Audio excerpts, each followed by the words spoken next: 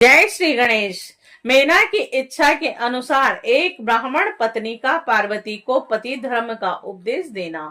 ब्रह्मा जी बोले। इसके बाद सप्त ऋषियों ने हिमालय से कहा, आज गिरिजा की विदाई के लिए उत्तम मुहूर्त है, अतः आप अपनी पुत्री पार्वती की विदाई कर दीजिए।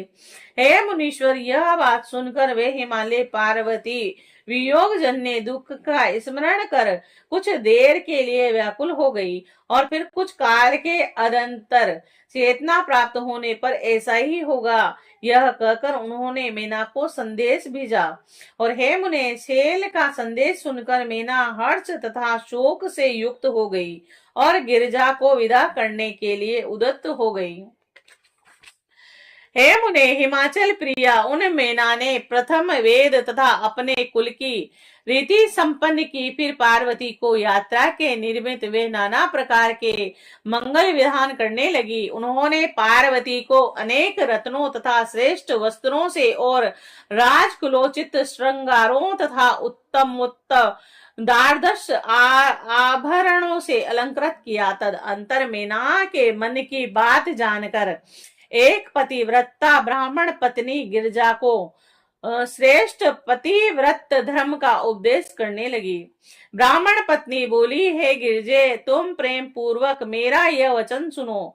मेरे यह वचन स्त्रियों को इस लोक तथा परलोक में सुख देने वाले हैं तथा इनके सुनने से भी स्त्रियों का कल्याण हो जाता है। इस जगत में पतिव्रता नारी ही धन्य है और इसके अतिरिक्त और कोई नारी पूजा के योग्य नहीं है। वह सब लोगों को पवित्र करने वाली तथा समस्त पाप को दूर करने वाली है। ऐसी वे जो स्त्री अपने स्वामी की परमेश्वर की समान सेवा करती है, वह यहाँ अनेक भोगों को भोग कर अंत में पति के साथ उत्तम गति को प्राप्त होती है। सावित्री, लोपामुद्रा, अरुंधति और सांडिल्या, शत्रुपा, अनसुईया, लक्ष्मी, स्वधा, सती और संज्ञा, सुमति, श्रद्धा, मेना और स्वा आदि बहुत सी पतिव्रताएं हैं जिन्हें विस्तार से भय से और यहाँ नहीं कह रही हूँ। यह सभी पतिव्रत्य धर्म के प्रभाव से ही जगत में मान्य एवं पूज्य हुई। ब्रह्मा, विष्णु, महेश्वर एवं अन्य मुनीश्वरों ने भी इनका सम्मान किया और इसीलिए तुम्हें अपने पति शंकर को विशेष रूप से सेवा करनी चाहिए, क्योंकि यह दिनों पर अनुग्रह करने वाले एवं पूज्य होने के कारण सबके सेवे हैं और सज्जनों के गतिदाता हैं। पतिव्रताओं का धर्म महान है, इनका वर्णन श्रुतियों और स्मृतियों में भरा हुआ है और निश्चय ही पति धर्म जितना श्रेष्ठ है उतना अन्य धर्म श्रेष्ठ नहीं है। स्त्री को चाहिए कि जब अपना प्रिय पति भोजन कर ले तब स्वयं पति भक्ति में प्रायण होकर भोजन करें, और हे शिव, जब पति खड़ा हो तब साध्वी स्त्री को भी खड़ा रहना चाहिए। पति के सो जाने पर स्वयं शयन करें और उसके उठने से पहले स्वयं जाग जाएं। पति का सर्वथा छल रहित हो तो हित करें। ऐसी वे सभी अलंकार से रहित हो अपने स्वामी के सम्मुख न जाएं, और जब स्वामी कार्यवश प्रदेश चला जाए तो कभी शरीर का संस्कार एवं श्रृंगार न करें। पतिव्रता स्त्री को चाहिए कि वह पति का नाम कभी न ले। पति के द्वारा क्रुद्ध होकर कठोर वचन कहने पर भी उसे बुरा वचन न कहें और पति के शासित करने पर भी प्रसन्न रहें। उस समय भी यही कहें कि स्वामीन, और अधिक दंड देकर मेरे ऊपर कृपा कीजिए। पति के बुलाने पर घर का सारा कामकाज छोड़कर उनके समीप जाएं और शीघ्रता से प्रणाम कर हाथ जोड़ उनसे प्रेम पूर्वक कहें, हे स्वामी, आपने किस लिए बुलाया है, कृपा कर आज्ञा दीजिए। और इसके बाद उस आज्ञा को प्रसन्नता पूर्वक संपन्न करना चाहिए। दरवाजे पर खड़ी होकर बहुत काल तक इधर उधर न देखें और न तो दूसरों के घर जाएं। किसी का भेद लेकर किसी अन्य के सामने उसको प्रदर्शित न करें। बिना कहे ही पति के लिए पूजन की सामग्री प्रस्तुत करें और पति के हित के लिए निरंतर अवसर की प्रतीक्षा करती रहें। पति की आज्ञा के बिना कभी भी तीर्थ यात्रा के लिए न जाएं और किसी समाज तथा उत्सव को देखने के लिए भी न जाएं और जिस स्त्री को तीर्थ यात्रा की इच्छा हो वह अपने स्वामी का चरणामृत लेकर संतुष्ट हो जाए, क्योंकि पति के चरणोदक में सभी तीर्थ एवं क्षेत्र निवास करते हैं, उनमें संदेह नहीं है। पति के भोजन करने के पश्चात उनका उचिष्ट जो भी इष्ट अनादि हो उसे प्रतिप्रद महाप्रसाद समझकर पतिव्रता स्त्री भोजन करें। देवता, पितृ, अतिथि, सेवक, गो एवं भिक्षु को बिना दिए अन्न का भोजन न करें। घर की समग्र सामग्री ठीक तरह से रखें। नृत्य उत्साह युक्त एवं सावधान रहें और अधिक व्यय न करें, और इस प्रकार सर्वदा पति व्रत्य धर्म का पालन करें और पति की आज्ञा के बिना कोई उपवास तथा व्रत न करें, अन्यथा उसका फल नहीं होता और उससे नरक की प्राप्ति होती है।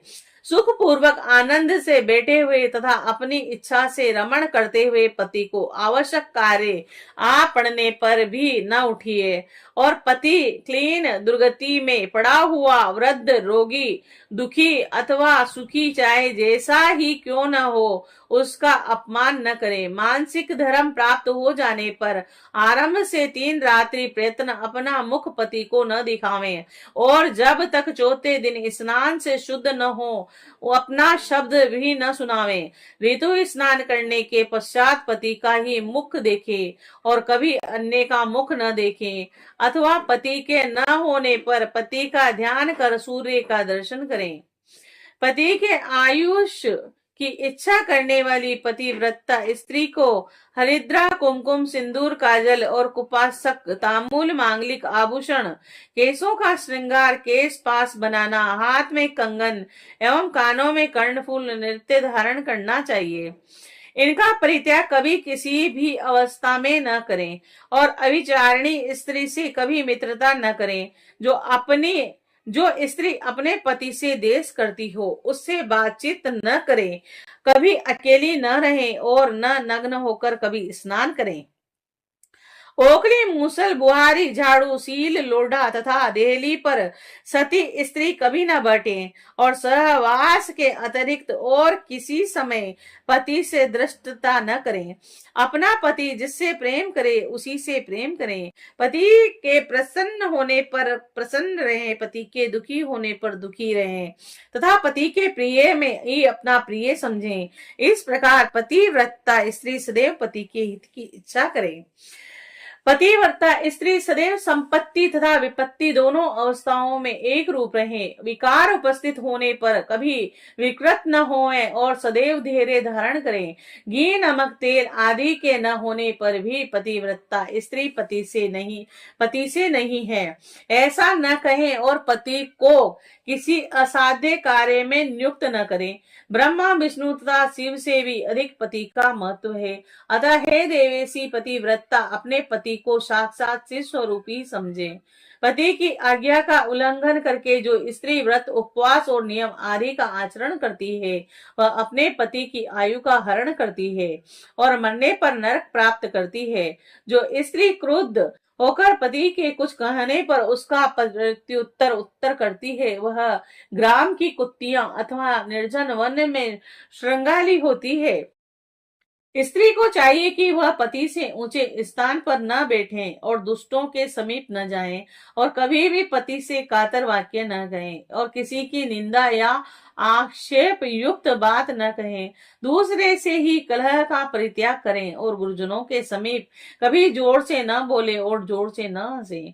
पति को बाहर से आया हुआ देखकर शीघ्रता से अन्न, जल, भोजन, तांबुल, वस्त्र, पादासन, वाहन, खेद दूर करने वाले मीठे वचनों के द्वारा जो स्त्री अपने स्वामी को प्रसन्न रखती है मानो उसने त्रिलोक्य को प्रसन्न कर लिया।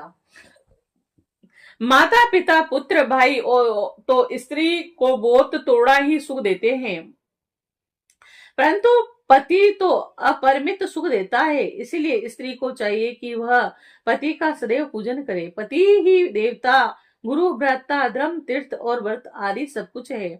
इसीलिए सब कुछ छोड़कर एकमात्र पति का ही पूजन करें। जो दुष्ट स्त्री अपने पति को छोड़कर एकांत में दूसरे के पास जाती है, वह वृक्ष के कठोर में रहने वाले उल्लू की होती है। जो स्वामी के द्वारा ताड़न करने पर स्वयं भी ताड़न करना चाहती है, वह वृक्ष विभक्षणी व्याघ्री होती है। जो अपने पति को छोड़कर अन्य से कटाक्ष करती है, वे राक्षी होती है। जो अपने पति को बिना दिए मिष्टान खा लेती है, वह ग्रास सूकरी अथवा अपनी विष्टा खाने वाली वगलू को बकरी होती है। जो अपने पति को तू कहकर बोलती है, वह जन्म जन्मांतर में गूंगी होती है। और जो अपनी सपत्नी सोत से डाह करती है, वह बारंबार विधवा होती है। जो अपने स्वामी की दृष्टि बचाकर किसी अन्य पुरुष को देखती है, वह काणी और कुमुखी तथा कुरपा होती है।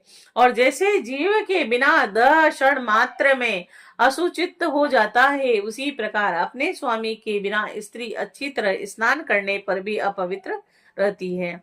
और इस लोक में उसकी माता धन्य है और उनके पिता भी धन्य है तथा उनका वह पति भी धन्य है, जिसके घर में पतिव्रता स्त्री का निवास होता है।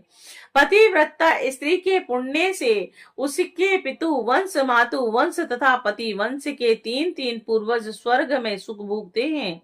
दुराचारणी स्त्रियां अपने दुराचरण के द्वारा माता पिता तथा पति इन तीनों कुलों को नरक में गिराती है और वे इस लोक तथा परलोक में सदैव दुखी रहती है। पतिव्रता के चरण जहां पड़ते हैं, वहां वहां की पृथ्वी सदा पाप का हरण करने वाली तथा अत्यंत पवित्र हो जाती है। सर्वव्यापक सूर्य, चंद्रमा तथा वायु भी अपने पतिव्रता के लिए ही पतिव्रता का स्पर्श करते हैं, अन्य किसी कारण से नहीं। जल जो सदैव पतिव्रता का स्पर्श चाहते हैं, वह कहते हैं कि आज इस पतिव्रता के स्पर्श से हमारी जड़ता नष्ट हो गई और हमें दूसरे को पवित्र करने की योग्यता प्राप्त हुई। भार्या ग्रस्त का मूल है, भार्या ही सुख का मूल है। धर्म फल की प्राप्ति एवं संतान वृद्धि के लिए भार्या ही अत्यंत आवश्यक है। क्यों अपने रूप लावण्य का गर्व करने वाली स्त्रियां प्रत्येक घरों में नहीं है, किंतु विद्वेश्वर में भक्ति रखने से ही पतिव्रता स्त्री प्राप्त होती है। भार्या के द्वारा ही इस लोक तथा परलोक दोनों लोकों पर विजय प्राप्त की जा सकती है। देव कर्म, पितु कर्म, अतिथि कर्म तथा यज्ञ कर्म बिना भार्या के फलवान नहीं होता। और ग्रस्त उसी को कहते हैं जिसके घर में पतिव्रता स्त्री का निवास है। अन्य स्त्रियां तो प्रतिदिन जरा राक्षसी के समान पुरुष को ग्रस्ती रहती हैं।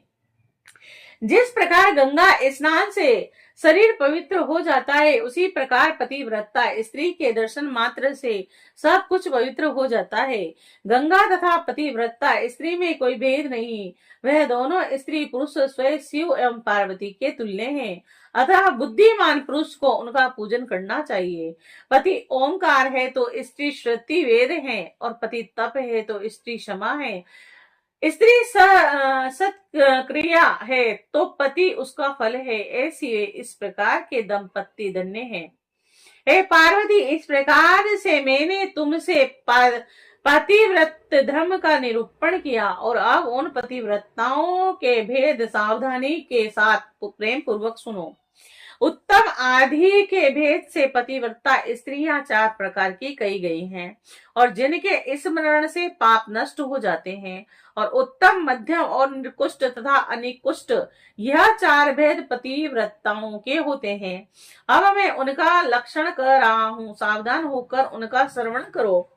जिनका मन स्वप्न में भी अपने पति को ही देखता है और कभी पर पति में नहीं जाता है भद्रे, वह उत्तम पतिव्रता कही गई है। जो दूसरों के पतियों को पिता, भ्राता और पुत्र के समान सद्बुद्धि से देखती है, हे पार्वती, वह मध्यम पतिव्रता कही गई है। हे पार्वती, जो स्त्री मन में अपना धर्म समझकर अविचार नहीं करती, वह सुंदर चरित्र वाली स्त्री निकृष्ट पतिव्रता अधर्मा कही गई है।